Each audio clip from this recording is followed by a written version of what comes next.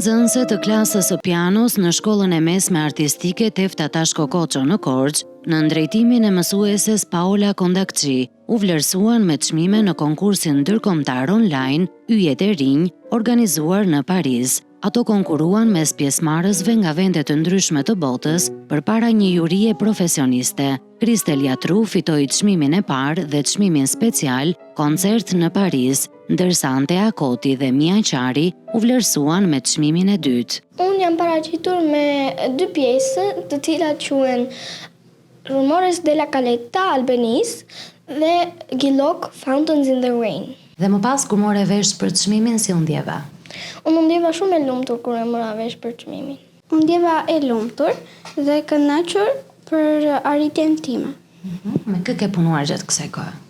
Me mësuese Paola Kondakçi dhe me mamin tim kur studioja. Në këtë konkurs bëra 2 pjesë edhe u ndjeva shumë e lumtur.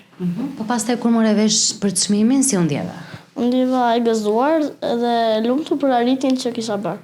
Mësuesja e tyre, Paola Kondakçi, e cilësoi këtë arritje si fryt të punës së vazhdueshme dhe disiplinës artistike të nxënëseve. Që do merrnim çmim ne nuk e diskutonim, por që do merrnim të treja, domethënë çmimi ishte një arritje goxha e madhe, si për mua, si për vajzat dhe për prindrit e tyre, domethënë sepse ata i mbështesin vajzat. Dhe duke parë që kishte konkurrent goxha të fortë, ishte një super arritje që u morën 1 çmim i parë dhe 2 çmime të dyta. Antea dhe Mia fituan çmimin të dytë dhe kjo ishte goxha. Domethënë duke parë që kishte rus, bullgar, italian, gjerman, francez, domethënë ishte konkurs ndërkombëtar internacional.